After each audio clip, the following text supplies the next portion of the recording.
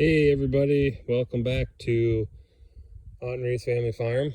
So today we're doing a little fence maintenance, getting ready to turn our cows loose from the barnyard and get them out here in their pasture. And we've got these wooden posts on part of our farm. When we first built this fence, there was no fence here. This was all cropland, row cropland. And we wanted to graze animals. So when we started that, we put these wood posts in. I work in the forest industry, and I thought that, I'm going to support my industry by putting these wood posts in. And we did 7 acres on 3 sides of it in wood posts, and then we knew we were going to expand. So we did the other leg, which was a long leg, in T-posts. And it took us about 2 hours to put the entire fence up along that T-post, and took us about 9 days to dig all the holes and put these posts in and make sure everything is straight and in line. So my wife will tell you especially that I am very anal retentive about how straight my poles are, my fence poles are. I'm a son of a land surveyor, and things are straight in our house. And especially when it comes to property things. So I was pretty retentive about making sure that our posts were straight. And if your marriage can survive, they say one thing is building a house, which we did, and our marriage survived that. But the other thing is, if your marriage can survive building fence, especially with somebody that is as obsessive about his fences like I am, your marriage can survive anything, and I believe that's true. So we did the rest of the farm, we did in T-posts, and what we do is rotational grazing. So we've got about a half an acre paddock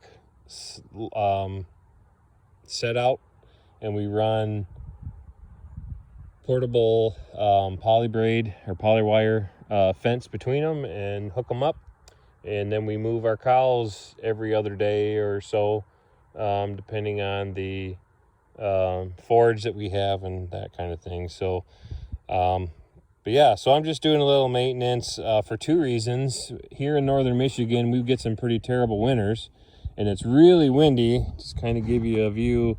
So that tree line is about 3/4 of a mile away, and beyond that group of trees that you can see over there is just open field for another mile or so, and it's all open farm fields on the other side there.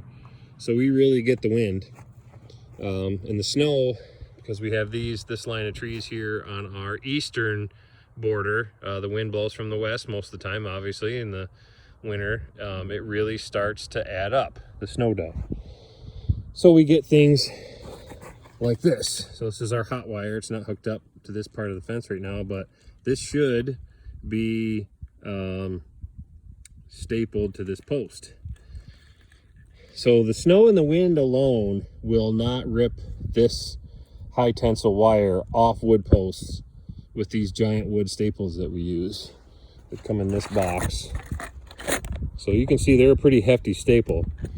What happens is, as you can see down our lane here, so along the tree line is the property line, and I moved the fence back 18 feet from the property line because I wanted to be able to run my equipment back and forth between that field behind us that we use for hay without having to go through gates and all that kind of thing.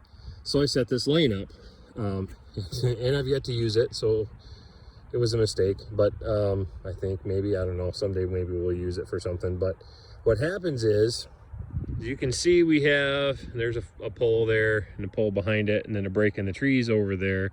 We have this high KV power line that comes through our property. And what happens is this power line is connected from the main town of Gaylord here, that's about it's 10 or 15 miles to the east of us, and that connects all the way to the little town of Alba, which has the Green Lantern Bar there, which is popular with snowmobilers. And it also connects a bunch of snowmobile trails right there. So what happens is, these guys, before we put our fence up anyway, would run down this power line at 100 miles an hour at all hours of the day and night to get back and forth between Gaylord and Alba and the trails that are over there. So we put this fence up, which stopped them from only from going straight down the power line. And so now they go right down that lane, and you can see the snow is still packed there. And what happens is they pack the snow down, and as we get that melt in the springtime, that compacted snow actually pushes down on the wire, and we'll get along that spot where the snowmobiles travel down there. We'll get 3 foot of snow packed in there just from the wind and the windbreak from the trees piles it there. They'll almost be able to drive over our fence. And we use just 4 strands of high tensile wire, and then this strand right here with the insulator you can see on it. Well, it's not really an insulator, it's a piece of fuel line that works incredibly well, and cheaper than buying the store-bought ones, and I think they actually hold up more. But this fence here, they can, if they have to be careful, they can see the tops of the fence posts a lot of times sticking out of the snow, and maybe this wire, which is 4 foot tall. Especially at night, it's got to be tough for them. I don't know, but nobody's hit the fence yet. I'm surprised they haven't, but we're gonna have to put a gate up or something here to keep snowmobilers out of here, at least in the winter time. It's private property. This is all private property in here, and they shouldn't be here, and they shouldn't be causing the destruction that they do. They tend to run over a lot of things that they shouldn't. It's hard to tell, but on the other side of our fence here, you can kind of see the marshmallow bales over there. That's our neighbor, and he's had standing corn a couple years in the wintertime, and the snowmobilers will just blow right through it. They'll destroy, almost as a game, they'll destroy his corn just driving their snowmobiles through it, which is kind of ridiculous. And I don't have anything against snowmobilers. If you guys want to go out and recreate and have a good time, don't get me wrong, I like to snowmobile. I don't have one, but I do like to snowmobile, and it's a good time, but just be respectful of private property and the people that are taking care of that land and paying the mortgage and paying the property tax. They have a right not to have their property destroyed. So anyway, that's my first and hopefully only tirade about that. But anyway, so I'm just I'm going back through on these posts and replacing the staples that are in here in the wood posts. And then when I get down to the T-posts, I know that there are some insulators that broke off, and we use the most heavy-duty insulators that we can get on our T-posts, because every year with the packing of the snow along there, it seems like they break them all off. We got to go back and hang all of our fence back up again, which it's not that big a deal. You know, you get a bag of 25 insulators for $8 and whatever, but it takes time. And you know, we work, both my wife and I work off the farm full time, and we have 2 toddlers, and we're trying to run this farm at the same time, and it just gets difficult to find time. I would rather be able to come and check my fence and say, yep, it's good, and then go spend some time with the family. So we'll get there eventually. Just got to keep plugging away at it. So anyway, it's a gorgeous day out here. It's in the mid 30s, maybe the high 30s by now. But it's supposed to get up into the 50s today, and I'm pretty excited about that.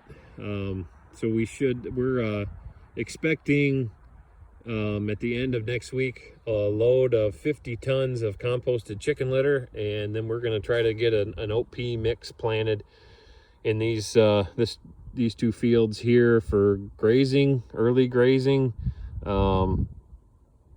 because unfortunately we're having to buy hay, and we hate that with a passion. But hopefully we can get that stuff planted, and it'll provide some forage for our critters, and we can get out here and get them grazing and